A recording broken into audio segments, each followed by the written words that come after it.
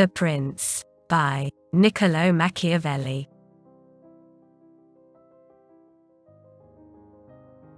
Dedication. To the magnificent Lorenzo de Medici, those who strive to obtain the good graces of a prince are accustomed to come before him with such things as they hold most precious, or in which they see him take most delight, whence one often sees horses, arms, cloth of gold, precious stones, and similar ornaments presented to princes, worthy of their greatness. Desiring therefore to present myself to your magnificence with some testimony of my devotion towards you, I have not found among my possessions anything which I hold more dear than, or value so much as, the knowledge of the actions of great men, acquired by long experience in contemporary affairs, and a continual study of antiquity, which, having reflected upon it with great and prolonged diligence, I now send, digested into a little volume, to your magnificence.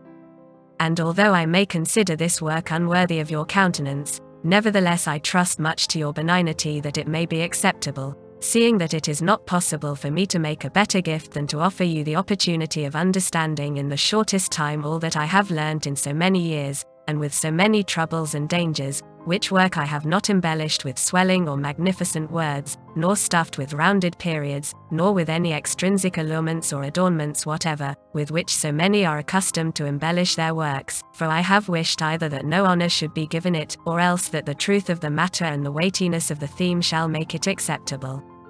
Nor do I hold with those who regard it as a presumption if a man of low and humble condition dare to discuss and settle the concerns of princes, because, just as those who draw landscapes place themselves below in the plain to contemplate the nature of the mountains and of lofty places, and in order to contemplate the plains place themselves upon high mountains, even so to understand the nature of the people it needs to be a prince, and to understand that of princes it needs to be of the people. Take then, your magnificence, this little gift in the spirit in which I send it, wherein, if it be diligently read and considered by you, you will learn my extreme desire that you should attain that greatness which fortune and your other attributes promise. And if your magnificence from the summit of your greatness will sometimes turn your eyes to these lower regions, you will see how unmeritedly I suffer a great and continued malignity of fortune. Chapter 1. How many kinds of principalities there are, and by what means they are acquired. All states, all powers, that have held and hold rule over men have been and are either republics or principalities.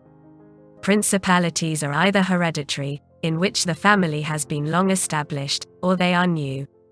The new are either entirely new, as was Milan to Francesco Sforza, or they are, as it were, members annexed to the hereditary state of the prince who has acquired them, as was the kingdom of Naples to that of the king of Spain.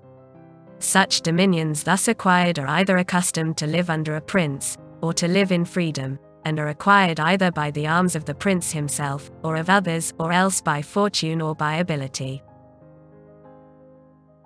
Chapter 2, Concerning Hereditary Principalities. I will leave out all discussion on republics, inasmuch as in another place I have written of them at length, and will address myself only to principalities. In doing so I will keep to the order indicated above, and discuss how such principalities are to be ruled and preserved. I say at once there are fewer difficulties in holding hereditary states, and those long accustomed to the family of their prince, than new ones, for it is sufficient only not to transgress the customs of his ancestors, and to deal prudently with circumstances as they arise, for a prince of average powers to maintain himself in his state, unless he be deprived of it by some extraordinary and excessive force, and if he should be so deprived of it, whenever anything sinister happens to the usurper, he will regain it. We have in Italy, for example, the Duke of Ferrara, who could not have withstood the attacks of the Venetians in 84, nor those of Pope Julius in 10, unless he had been long established in his dominions. For the hereditary prince has less cause and less necessity to offend, hence it happens that he will be more loved, and unless extraordinary vices cause him to be hated, it is reasonable to expect that his subjects will be naturally well disposed towards him, and in the antiquity and duration of his rule the memories and motives that make for change are lost, for one change always leaves the toothing for another. Chapter 3. concerning mixed principalities. But the difficulties occur in a new principality. And firstly, if it be not entirely new, but is, as it were, a member of a state which, taken collectively, may be called composite, the changes arise chiefly from an inherent difficulty which there is in all new principalities, for men change their rulers willingly, hoping to better themselves, and this hope induces them to take up arms against him who rules, wherein they are deceived, because they afterwards find by experience they have gone from bad to worse. This follows also on another natural and common necessity, which always causes a new prince to burden those who have submitted to him with his soldiery and with infinite other hardships which he must put upon his new acquisition. In this way you have enemies in all those whom you have injured in seizing that principality, and you are not able to keep those friends who put you there because of your not being able to satisfy them in the way they expected, and you cannot take strong measures against them, feeling bound to them. For, although one may be very strong in armed forces, yet in entering a province one has always need of the goodwill of the natives. For these reasons Louis XII, King of France, quickly occupied Milan, and as quickly lost it, and to turn him out the first time it only needed Lodovico's own forces, because those who had opened the gates to him, finding themselves deceived in their hopes of future benefit, would not endure the ill treatment of the new prince. It is very true that, after acquiring rebellious provinces a second time, they are not so lightly lost afterwards, because the prince, with little reluctance, takes the opportunity of the rebellion to punish the delinquents, to clear out the suspects, and to strengthen himself in the weakest places. Thus to cause France to lose Milan the first time it was enough for the Duke Lodovico, footnote Duke Lodovico was Lodovico Moro, a son of Francesco Sforza, who married Beatrice d'Este. He ruled over Milan from 1494 to 1500, and died in 1510, to raise insurrections on the borders, but to cause him to lose it a second time it was necessary to bring the whole world against him, and that his armies should be defeated and driven out of Italy, which followed from the causes above mentioned. Nevertheless Milan was taken from France both the first and the second time.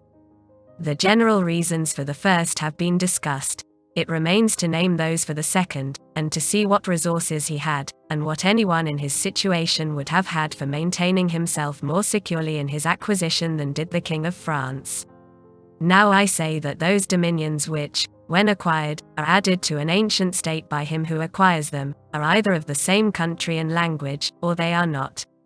When they are, it is easier to hold them, especially when they have not been accustomed to self-government, and to hold them securely it is enough to have destroyed the family of the prince who was ruling them, because the two peoples, preserving in other things the old conditions, and not being unlike in customs, will live quietly together, as one has seen in Brittany, Burgundy, Gascony, and Normandy, which have been bound to France for so long a time, and, although there may be some difference in language, nevertheless the customs are alike, and the people will easily be able to get on amongst themselves. He who has annexed them, if he wishes to hold them, has only to bear in mind two considerations: the one, that the family of their former lord is extinguished; the other, that neither their laws nor their taxes are altered, so that in a very short time they will become entirely one body with the old principality. But when states are acquired in a country differing in language, customs, or laws, there are difficulties, and good fortune and great energy are needed to hold them, and one of the greatest and most real helps would be that he who has acquired them should go and reside there. This would make his position more secure and durable, as it has made that of the Turk in Greece, who, notwithstanding all the other measures taken by him for holding that state, if he had not settled there, would not have been able to keep it. Because, if one is on the spot, disorders are seen as they spring up, and one can quickly remedy them, but if one is not at hand, they are heard of only when they are great, and then one can no longer remedy them. Besides this, the country is not pillaged by your officials, the subjects are satisfied by prompt recourse to the prince, thus, wishing to be good, they have more cause to love him, and wishing to be otherwise, to fear him. He who would attack that state from the outside must have the utmost caution. As long as the prince resides there it can only be wrested from him with the greatest difficulty. The other and better course is to send colonies to one or two places, which may be as keys to that state, for it is necessary either to do this or else to keep there a great number of cavalry and infantry. A prince does not spend much on colonies, for with little or no expense he can send them out and keep them there, and he offends a minority only of the citizens from whom he takes lands and houses to give them to the new inhabitants, and those whom he offends, remaining poor and scattered, are never able to injure him, whilst the rest being uninjured are easily kept quiet, and at the same time are anxious not to err for fear it should happen to them as it has to those who have been despoiled. In conclusion, I say that these colonies are not costly, they are more faithful, they injure less, and the injured, as has been said, being poor and scattered, cannot hurt. Upon this, one has to remark that men ought either to be well treated or crushed, because they can avenge themselves of lighter injuries, of more serious ones they cannot. Therefore the injury that is to be done to a man ought to be of such a kind that one does not stand in fear of revenge. But in maintaining armed men there in place of colonies one spends much more, having to consume on the garrison all the income from the state, so that the acquisition turns into a loss, and many more are exasperated, because the whole state is injured. Through the shifting of the garrison up and down all become acquainted with hardship, and all become hostile, and they are enemies who, whilst beaten on their own ground, are yet able to do hurt. For every reason, therefore, such guards are as useless as a colony is useful. Again, the prince who holds a country differing in the above respects ought to make himself the head and defender of his less powerful neighbors, and to weaken the more powerful amongst them, taking care that no foreigner as powerful as himself shall, by any accident, get a footing there, for it will always happen that such a one will be introduced by those who are discontented, either through excess of ambition or through fear, as one has seen already. The Romans were brought into Greece by the Aetolians, and in every other country where they obtained a footing they were brought in by the inhabitants. And the usual course of affairs is that, as soon as a powerful foreigner enters a country, all the subject states are drawn to him, moved by the hatred which they feel against the ruling power. So that in respect to those subject states he has not to take any trouble to gain them over to himself, for the whole of them quickly rally to the state which he has acquired there. He has only to take care that they do not get hold of too much power and too much authority, and then with his own forces, and with their goodwill, he can easily keep down the more powerful of them, so as to remain entirely master in the country. And he who does not properly manage this business will soon lose what he has acquired, and whilst he does hold it he will have endless difficulties and troubles.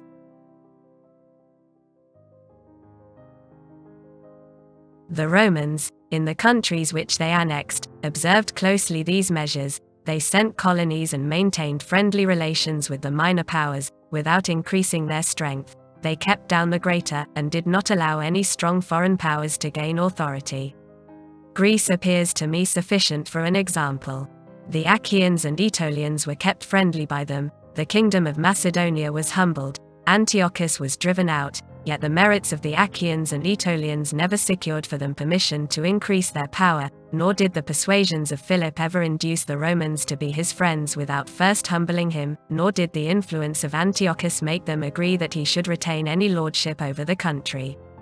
Because the Romans did in these instances what all prudent princes ought to do, who have to regard not only present troubles, but also future ones, for which they must prepare with every energy, because, when foreseen, it is easy to remedy them, but if you wait until they approach, the medicine is no longer in time because the malady has become incurable. For it happens in this, as the physicians say it happens in hectic fever, that in the beginning of the malady it is easy to cure but difficult to detect, but in the course of time, not having been either detected or treated in the beginning, it becomes easy to detect but difficult to cure.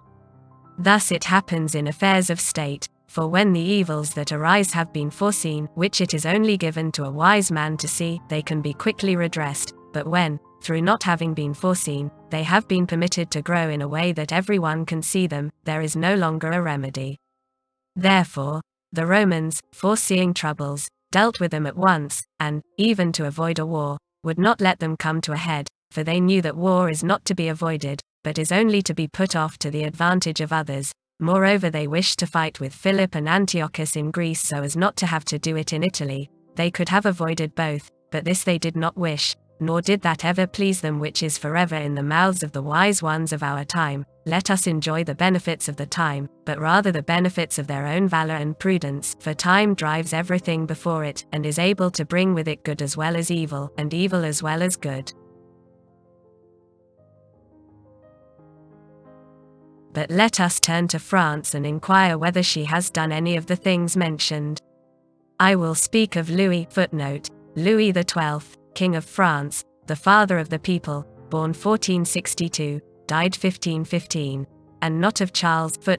Charles VIII, King of France, born 1470, died 1498, as the one whose conduct is the better to be observed, he having held possession of Italy for the longest period, and you will see that he has done the opposite to those things which ought to be done to retain a state composed of divers elements. King Louis was brought into Italy by the ambition of the Venetians, who desired to obtain half the state of Lombardy by his intervention.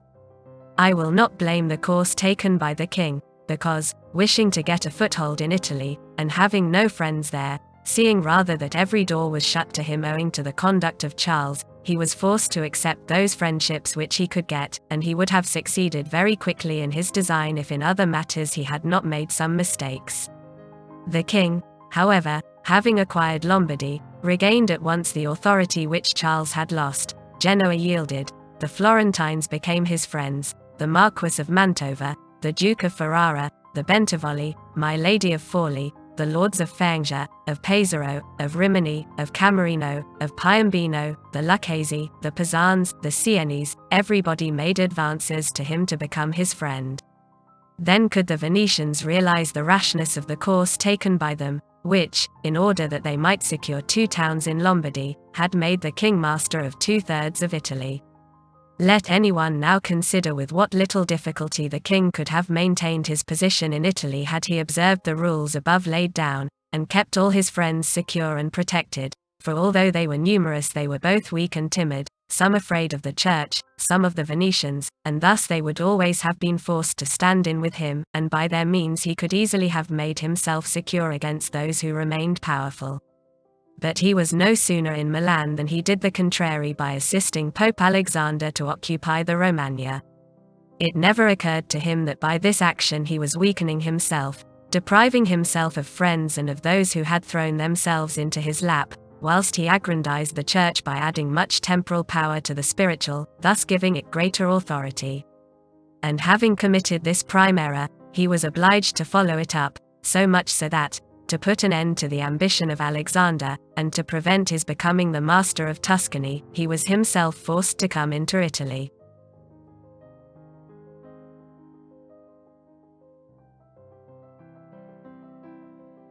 And as if it were not enough to have aggrandized the church, and deprived himself of friends, he, wishing to have the kingdom of Naples, divided it with the king of Spain, and where he was the prime arbiter in Italy he takes an associate, so that the ambitious of that country and the malcontents of his own should have somewhere to shelter, and whereas he could have left in the kingdom his own pensioner as king, he drove him out, to put one there who was able to drive him, Louis, out in turn. The wish to acquire is in truth very natural and common, and men always do so when they can, and for this they will be praised not blamed, but when they cannot do so, yet wish to do so by any means, then there is folly and blame. Therefore, if France could have attacked Naples with her own forces she ought to have done so, if she could not, then she ought not to have divided it.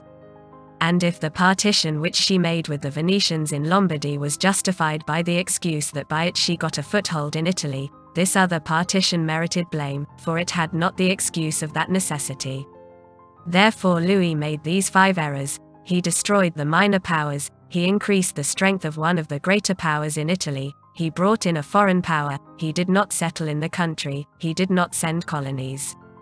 Which errors, had he lived, were not enough to injure him had he not made a 6th by taking away their dominions from the Venetians, because, had he not aggrandized the church, nor brought Spain into Italy, it would have been very reasonable and necessary to humble them, but having first taken these steps, he ought never to have consented to their ruin, for they, being powerful, would always have kept off others from designs on Lombardy, to which the Venetians would never have consented except to become masters themselves there, also because the others would not wish to take Lombardy from France in order to give it to the Venetians, and to run counter to both they would not have had the courage. And if anyone should say, King Louis yielded the Romagna to Alexander and the kingdom to Spain to avoid war, I answer for the reasons given above that a blunder ought never to be perpetrated to avoid war, because it is not to be avoided, but is only deferred to your disadvantage. And if another should allege the pledge which the king had given to the Pope that he would assist him in the enterprise, in exchange for the dissolution of his marriage, footnote, Louis XII divorced his wife, Jean, daughter of Louis XI, and married in 1499 Anne of Brittany, widow of Charles VIII, in order to retain the Duchy of Brittany for the crown, and for the cap to Rouen, footnote, the Archbishop of Rouen. He was Georges d'Amboise, created a cardinal by Alexander VI. Born 1460, died 1510. To that I reply what I shall write later on concerning the faith of princes, and how it ought to be kept. Thus King Louis lost Lombardy by not having followed any of the conditions observed by those who have taken possession of countries and wished to retain them. Nor is there any miracle in this, but much that is reasonable and quite natural. And on these matters I spoke at Nantes with Rouen, when Valentino, as Cesare Borgia, the son of Pope Alexander, was usually called, occupied the Romagna, and on Cardinal Rouen observing to me that the Italians did not understand war, I replied to him that the French did not understand statecraft, meaning that otherwise they would not have allowed the Church to reach such greatness. And in fact it has been seen that the greatness of the Church and of Spain in Italy has been caused by France, and her ruin may be attributed to them. From this a general rule is drawn which never or rarely fails, that he who is the cause of another becoming powerful is ruined, because that predominancy has been brought about either by astuteness or else by force, and both are distrusted by him who has been raised to power.